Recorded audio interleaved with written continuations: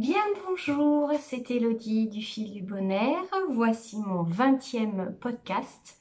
Nous sommes le 8 septembre 2020. Eh bien, bienvenue pour ce nouveau podcast. J'espère que vous allez bien, que vous avez passé une bonne semaine. Moi, je tenais beaucoup à vous remercier pour toutes vos participations à mon concours que j'ai lancé la semaine dernière. Je voulais vous remercier vraiment du fond du cœur. Vous avez été beaucoup à participer. Donc j'en suis ravie. Bienvenue aussi aux nouveaux qui ont rejoint ma page Instagram ainsi que Facebook et aussi sur YouTube. Merci beaucoup d'être là. Et puis je voudrais aussi remercier les personnes qui m'ont envoyé des petits messages en privé. J'ai trouvé ça vraiment super adorable. Je me demande si vous n'êtes pas en train de glisser. Non, vous avez glissé un petit peu. Voilà. Je vous remets gentiment. Voilà. Donc oui, merci beaucoup pour vos petits messages privés. C'était très agréable d'en recevoir. Donc merci beaucoup. Pour attaquer. Alors, en projet fini, il n'y en a pas cette semaine. Je n'ai pas attaqué de boulet. En cours, j'ai commencé l'étole pour une commande, je crois que vous en avez parlé dans un ancien podcast, une étole pour un mariage. Donc ma cliente a choisi en bleu parce qu'elle aura une robe colorée, plutôt dans les beige rosé et avec des fleurs brodées dans les bleus et orange aussi, je crois. Donc l'étole rappellera le bleu de sa robe. Voilà. Donc du coup, un fil très aéré. Donc c'est un fil de la droguerie.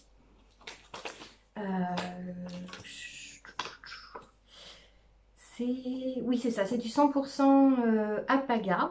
En grosseur, on est sur l'équivalent à peu près entre le sport et le fingering. On est au 340 mètres au 100 grammes. Je fais le calcul parce que c'est marqué pour 50 grammes. Donc voilà, donc un fil effectivement très doux qui aurait plutôt tendance à se tricoter en 3 voire 3,5. Là moi je l'ai bien déjaugé parce que je le tricote en 6, donc ce qui est l'équivalent en normal d'un 4,5 je pense, voire même oui, un 4,5. Voilà, de toute façon moi je suis toujours une taille et demie au-dessus de ce qui est préconisé. Donc voilà, mais le rendu me plaît énormément. Je ne vais pas montrer, ça sera à l'endroit, voilà. Elle sera portée à l'endroit. Donc voilà, c'est juste du jersey. Je suis contente, le fil d'alpaga fait un petit peu poilu. Et du coup donne aussi cet aspect un petit peu aérien. Parce qu'au départ, le modèle est plutôt en mohair, mais ma cliente ne supporte pas le mohair, donc on est parti sur de l'alpaga, ce qui permettait d'avoir un petit peu cet effet poilu qu'on voulait pour son étole. Voilà, et ça se monte très vite. Je ne suis pas partie sur un... Alors, elle m'avait envoyé une photo, donc je me suis inspirée de la photo et donc essayé de trouver à peu près un modèle. Donc en fait on est sur une étole vraiment rectangulaire. J'ai fait un montage provisoire parce qu'en fait au milieu il va être tordu et du coup au bout je vais pouvoir le raccorder pour que ça lui fasse une étole qui va tomber sur ses épaules et croiser devant. Je suis partie sur un montage de 80 mailles pour à peu près 53 cm de hauteur. Voilà, on devrait être bon. De toute façon, dès que j'aurai atteint le tour des épaules, on fera un essayage et j'espère que ça lui conviendra. Voilà. Autrement, j'ai continué mon Hérald. Voilà, donc qui commence à être bien grand. Et puis alors je sais pas pourquoi, hein, je n'aurai pas de vraiment de données scientifiques, mathématiques à vous proposer, mais j'ai encore énormément de fils. Je pense que je suis à il me reste un petit peu moins de la moitié de la pelote. Et je suis quand même déjà à cette longueur-là. Là, on voit quand même qu'il y a pas mal de mailles déjà sur l'aiguille. Et il est déjà haut. Donc, ce qui est étrange parce que par rapport à d'habitude, je devrais déjà être à plus d'un... Oui, il ne devrait plus me rester qu'un tiers de la pelote et j'y suis pas encore. Donc, c'est génial. Par contre, j'ai attaqué le deuxième fil de filet main. Alors, j'en ai pas fait... J'en ai pas fait beaucoup. Là, le changement, il est ici. Sur la fin là et ici, et en fait c'est génial parce que on ne voit pas particulièrement la différence. L'autre filet main était légèrement plus épais, mais comme il est vraiment dans la nuance de l'autre, du coup ça se fond plutôt bien, le changement des deux filets main. Donc satisfaite du coup de ce que j'avais voulu faire. Je vais faire attention, je suis en train de me dire que j'ai déjà dit quelques-uns. Du coup, je suis désolée, a priori j'en ai beaucoup dit dans le dernier podcast. Quand je suis très fatiguée, c'est vrai que j'ai tendance à le répéter plusieurs fois. Du coup, je suis désolée. Je vais essayer de faire attention à celui-là, je pense qu'on n'est pas trop mal. Voilà, donc le Hérald avance bien. J'espère l'avoir fini la semaine prochaine pour en attaquer un autre sur d'autres types de coloris que j'ai hâte à vous montrer la prochaine fois. Voilà, en futur projet, je vais vous parler du Forest Grove qui est un châle de Mara Catherine Briner. C'est un châle que moi j'ai trouvé très intéressant au niveau visuel parce que ça rappelle un tronc d'arbre que l'on aurait coupé. Le modèle initial présenté avec ces coloris-là, je trouve que ça fait vraiment l'arbre qu'on aura coupé en tranches et un petit peu évasé sur les bords. Alors ça ressemble à quelques châles qui sont sortis à un moment donné, dont Stephen West en avait sorti un qui ressemblait comme à une forme d'œil. J'avais trouvé intéressant et original. Par contre, il ne m'avait pas trop tenté à faire. Par contre, celui-ci me plaît énormément. Je l'avais mis de côté, j'ai acheté le modèle et je l'avais mis de côté en me disant un jour il faudra que je me lance. Mon ami Il fait beau m'en a reparlé cet été, je crois que c'était en juillet, puis on n'en a pas reparlé. Et sur le dernier podcast, elle m'a mis un petit message en me disant « Ah, il ne faudra pas que tu oublies, on a le Forest Grove ». Donc effectivement, je pense que ça sera un chat qui va être commencé cette semaine ou la semaine prochaine. Du coup, c'était antérieur à ma suggestion de ne pas commencer de nouveaux ouvrages. Comme j'espère rapidement finir l'étole de mariage, je pense que dans la foulée, je commencerai le Forest. Pour mon choix de couleur, je suis partie sur ce fil-là. Donc c'est un fil qui est un petit peu orangé avec des touches de noir. Voilà, c'est un fil que j'avais récupéré en destache. C'est de Riverside Studio. C'est une marque canadienne que j'aime beaucoup, qui est vraiment très belle. Et elle est faite à Québec et elle est en mérino, cachemire, nylon. Nous avons à peu près du 320 mètres au 100 grammes. Donc on est entre du sport et du fingering. Mais c'est pas bien grave. Le modèle est préconçu en fingering. Donc 400 mètres au 100 grammes. On n'est quand même pas très loin. Donc j'ai resté sur ce fil là pour faire le cœur du châle, qui ressemble d'ailleurs un petit peu au modèle initial. Après, je vais rajouter cet écheveau là, qui est un écheveau de Vilaine. Pareil, que j'avais récupéré en destache. C'est la couleur Sortir la marmite de cuivre. Là, il est en 100% mérinos. On est à 365 mètres au 100 grammes. Voilà. Après, donc du coup, il va rappeler quelques touches qui est dans celui-ci. Voilà, pour faire un fondu. parce qu'il y a besoin de 4 écheveaux, 4 couleurs qui, d'après ce que j'ai compris, vont se fondre petit à petit les unes dans les autres. Donc d'avoir un rappel dans chaque couleur était importante aussi pour essayer de réfléchir à quelle association de couleurs j'allais faire. Puis j'ai sorti une couleur qui est les plaines islandaises, qui est un marron rosé avec des touches de vert et de bleu. C'est une couleur qui me plaisait énormément, mais le bleu je ne le voulais pas parce que du coup j'avais pas de bleu dans mes autres couleurs. J'avais déjà choisi ma dernière couleur, donc qui est l'extérieur du châle. Alors je me suis dit, bah tiens, je vais reprendre le fond de plaine islandaise. Et par contre, je n'y mettrai pas de bleu, je mettrai 2 sortes de vert dedans. Donc ça nous donne ceci. Donc voilà, vous voyez, il est un petit peu marron rosé. Là, la couleur, comme il fait un petit peu sombre, du coup, on ne voit pas trop. Et donc, elle est marron, vraiment marron rosé à ces endroits-là, avec presque un beige plutôt ici. Et donc, avec des touches de vert. Ici, un petit peu vert feuille. Et ici, plutôt un vert un petit peu pétant.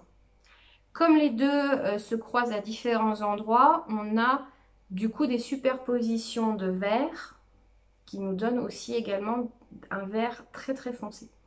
Donc on a à peu près 2-3 nuances de vert sur les taches et donc le fond s'associe, se marie plutôt bien, alors mieux en vrai que sur la vidéo, mais se marie bien avec ces deux autres là.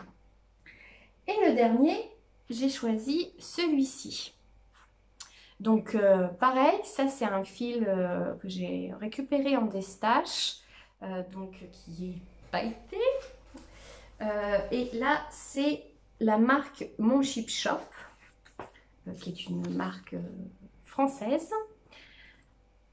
Et là c'est du 75% mérino, 20% nylon, 5% stélina. Donc c'est à peu près la même base que moi que j'utilise pour mes fils brillants. C'est les feuilles qui tourbillonnent. On est raccord. Et ça donne associé, alors en premier avec celui-là, le vert, il y a des verts qui se rapprochent dans celui-ci, dans le vert. Donc, à la fin, mon châle va donner ceci en gradient. Donc, un cœur clair, on va vers du plus foncé. Il va y avoir une alternance un petit peu plus claire et marron rosé avec celui-ci. On récupérera le vert qui se mariera avec ce vert-là.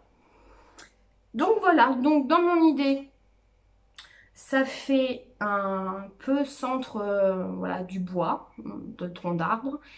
Et plus on va vers l'extérieur, plus on va avoir le vert des feuilles et un côté lumineux avec le soleil, donc le stélina.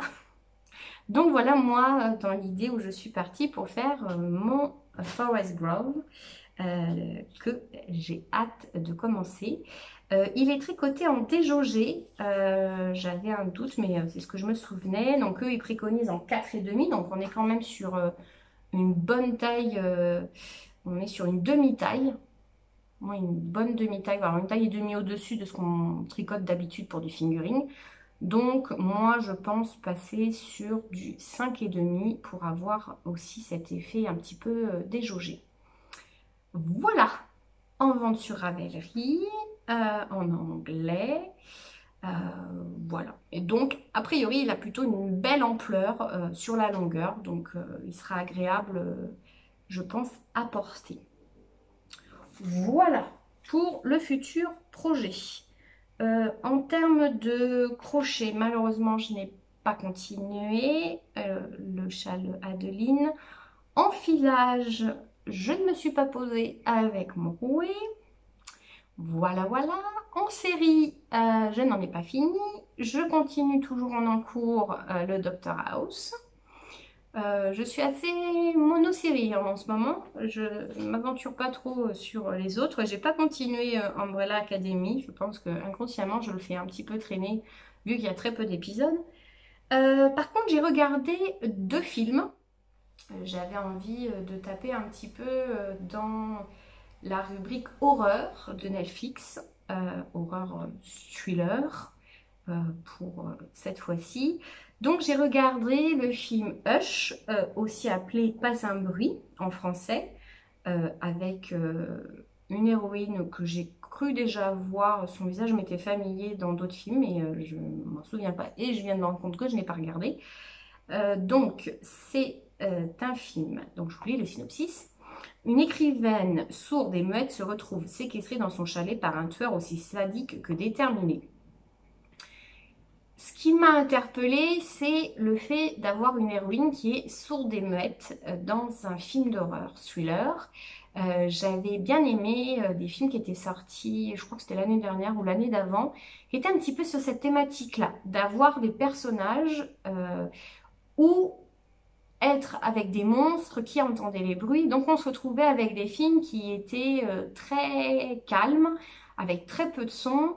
Les personnages principaux ou n'entendaient pas le bruit extérieur ou ne devaient pas faire de bruit, ce qui du coup donnait un tempo au film intéressant. Et là, là je me suis dit, ah bah tiens, on a une héroïne sourde et muette. Comment ça va se passer, du coup, le rapport avec le tueur? Le film n'est pas extraordinaire, mais par contre est sympa à regarder parce qu'effectivement, pendant le film, on va avoir des moments où on est, entre guillemets, à notre place, c'est-à-dire qu'on entend les sons, donc on entend ce qui se passe dans sa maison, on entend le tueur arriver ou faire ses affaires autour de la maison. Et aussi, on a des moments où on est à la place de l'héroïne et donc on voit les choses autour d'elle, mais on n'entend pas. Et ça, j'ai trouvé ça super intéressant. Il n'est pas horrible dans le sens du tueur, c'est pas extrêmement violent par rapport à d'autres films, mais c'est surtout ça, cette ambiance où cette femme du coup va être confrontée à ce tueur et comment elle va se débrouiller en étant effectivement sourde et muette. C'est un petit film, il fait 1h27, mais quand on aime ce genre de film, je trouve qu'il est vraiment intéressant à regarder. J'ai passé un bon moment, on peut dire. Voilà. Après, j'ai regardé The Open House. Donc là, c'est un film Netflix.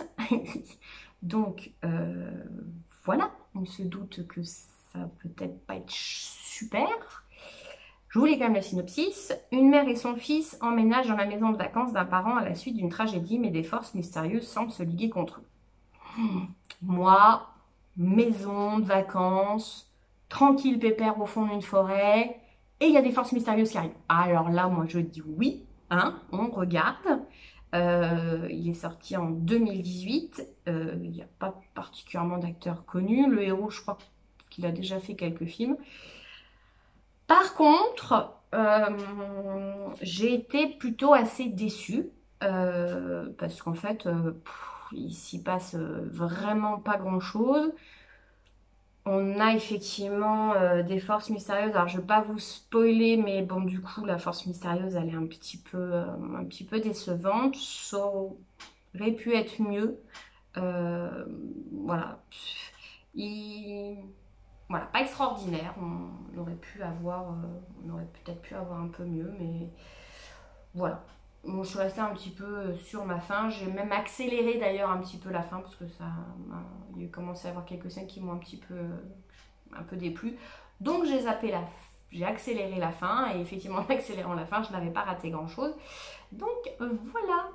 Donc je pense que je vais continuer à regarder un petit peu ce type de film là. Et je crois qu'il y a des nouveautés là sur Amazon et sur Netflix qui arrivent aussi de films d'action, je crois, d'action et d'amour. Donc peut-être que voilà, je me ferai une autre coupure film d'horreur.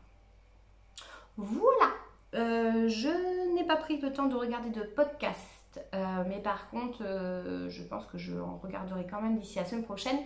Parce que j'ai vu qu'il y a Tricosterum qui en a sorti un nouveau, ainsi que Kill aussi, je crois, qui en a aussi sorti un, là, il n'y a pas très longtemps, avec sa maman, d'ailleurs. Oui, c'est Kill qui en a sorti un. Donc, je pense que je regarderai ces deux-là d'ici la semaine prochaine, et puis j'essaierai de regarder un nouveau podcast aussi pour vous le proposer. On va passer... Alors... J'ai bien aimé vous faire la petite rubrique info tricot la semaine dernière en vous parlant de la sortie d'un modèle et aussi du Nitish. Je pense que je vais garder ça aussi, c'est pas très long, hein, ça fait un petit peu plus d'infos. Là je vais vous parler de Aglaé Laser, ou Laser, je suis désolée si je me trompe, qui, j'ai vu ça aujourd'hui, a sorti un guide pratique pour savoir utiliser Ravelry. Et alors là, je trouve que c'est une très bonne idée parce que déjà en étant, on va dire, un petit peu habitué à l'informatique, on peut arriver à, en s'y mettant bien, à avoir une lecture de Ravelry, mais il reste quand même très obscur et très compliqué à utiliser. Il n'est pas du tout, comment on va dire, là, il n'est pas facile à prendre en main. On est vraiment sur la construction presque plutôt d'un blog forum, alors que c'est vrai qu'il a une banque de données qui est quand même assez phénoménale en termes de modèles, de laine, de discussion, de forum, parce que c'est aussi ça le grand intérêt de Ravelry. Il y a beaucoup d'infos et c'est vrai qu'on peut être effréné. Moi j'ai été la première, hein, j'ai mis un moment à me mettre sur Ravelry parce que c'était très obscur pour moi. Et en fait, c'est vrai qu'il faut passer un petit peu cette étape-là, mais si on n'a pas forcément la chance d'avoir quelqu'un qui nous montre son utilisation, je trouve que là, l'idée d'Aglaé est super de faire un guide pratique que vous pouvez télécharger sur Internet. Donc, elle le met en vente au prix de 17 €, c'est donc un e-book. Elle en parle sur ses différents réseaux sociaux. Et vraiment, je pense que si on a vraiment envie de s'y mettre à Ravelry, c'est du coup l'occasion. C'est vraiment une très bonne idée. Voilà. Et puis il y a le nouveau MCAL de Stephen West qui commence... Alors, d'après ce que j'ai compris, ça commence les inscriptions le 14 septembre. Mais le premier indice sortira le 9 octobre. Ça sera sur toute la durée du mois d'octobre. Donc un MCAL, donc un mystery châle, un châle mystère sur le mois. Je n'ai pas trouvé l'info de combien il faudra de laine. Je pense qu'il en donnera plus d'infos à partir du 14 septembre. Il n'y a pas encore de fiche Ravelry. Il y a quelques infos sur son Instagram ainsi que son site internet ou son Facebook. Mais c'est un châle. Qui on ne sait pas la forme qu'il aura. Il va faire une petite vidéo pour suggérer les associations de couleurs qu'on peut faire.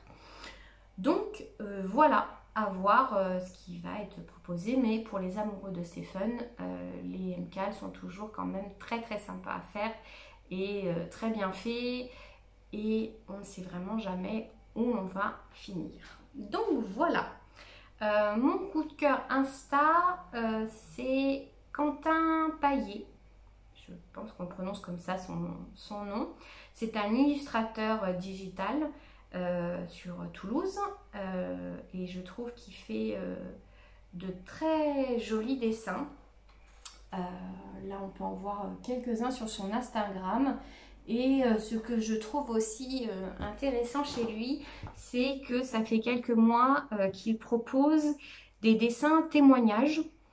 Donc il y avait eu plusieurs illustrations qui avaient été faites sur les témoignages du rapport avec le corps.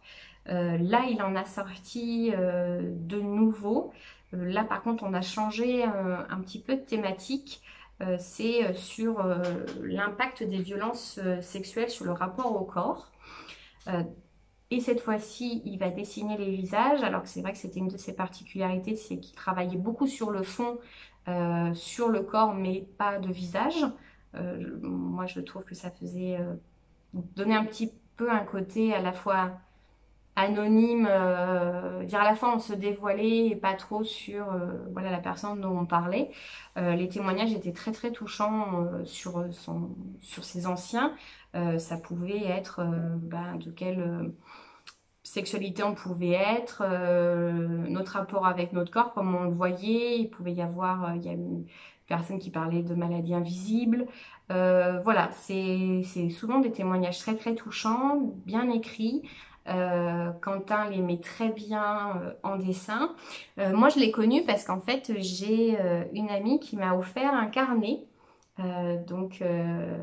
avec mon prénom et puis certains symboles qui me représentent.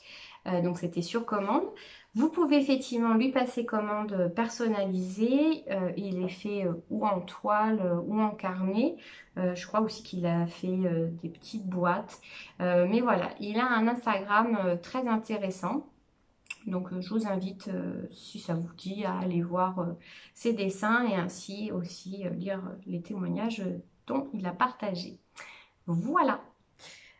On a fait le tour. On a fait ce 20e podcast. J'arrive au point entreprise. Aujourd'hui, je vais vous présenter le coloris La Chouette Enchantée. Alors, La Chouette Enchantée, c'est toujours sur cette dynamique de travailler avec ce vert-là que j'aime énormément, qui est aussi dans Joyaux Elfiques. Et j'avais envie de travailler avec ce vert-là, qui est pour moi, toujours dans mon imaginaire, un peu le vert féerique. Ça rappelle d'ailleurs le Joyau Elfique, hein, pourquoi je l'avais appelé comme ça. Mais vraiment, pour moi, ça a quelque chose de significatif en termes de fantaisie, voilà, de féerique. Et cette fois-ci, j'ai ajouté un marron jaune orangé. Qui pour moi me rappelait un petit peu certaines plumes de chouette. Et du coup pour moi la chouette enchantée, bah, c'était d'avoir effectivement cette idée de chouette dans un monde féerique. Avec ses grands yeux qui observent le monde autour d'elle. J'ai mis des petites pointes de vert dans la partie orangée qui rappelle plus la chouette. Parce que la chouette se fond aussi un peu dans sa nature. Et j'ai rajouté un petit peu de marron dans le vert pour lui donner quelques nuances au moment où vous allez le tricoter. Voilà, c'est ma petite chouette enchantée. Et je trouvais aussi qu'en résultat, le marron orangé jaune avec ce vert joyau, parce que voilà, c'est un peu comme ça que je l'appelle, c'est le vert joyau. Je trouvais que ça allait super bien ensemble. Quand on tricote, on va avoir un effet, si on est sur très peu de mailles, on aura un effet un petit peu de rayure. Et puis si on est sur un plus grand nombre de mailles, on sera plutôt sur un style pooling, donc un peu comme des vagues de couleurs. Et puis si c'est en point mousse, ça sera un petit peu plus fondu au niveau du travail. Voilà, donc c'est ma petite chouette enchantée. Voilà, autrement, ben, là on va avoir la préparation des box pour l'envoi en début de semaine prochaine. Merci à celles qui ont commandé, on a été vraiment très contente du succès de cette box. Donc merci d'avoir été présent sur ce projet. Je vous parlerai de la prochaine collaboration. Je vais vous proposer aussi plus un kit prochainement avec 2 types de fils différents. Je vous en parlerai voilà, quand ça sera prêt. Et puis voilà, puis on va vite arriver aussi au mini wool camp début octobre. Voilà, donc n'hésitez pas à me suivre sur mes différents réseaux sociaux, Facebook, Instagram, Twitter, YouTube, voilà, où ça vous plaît et où vous êtes bien, c'est important. Les réseaux sociaux c'est bien, mais aussi, voilà, faut pas que ça nous prenne la tête et être sur celui-là où on est le plus à l'aise. Voilà, j'espère que vous avez passé un bon moment en ma compagnie. Je vous souhaite une bonne semaine. Prenez soin de vous, prenez soin de vos proches, faites-vous du bien. Et puis je vous dis à la semaine prochaine. Bye bye!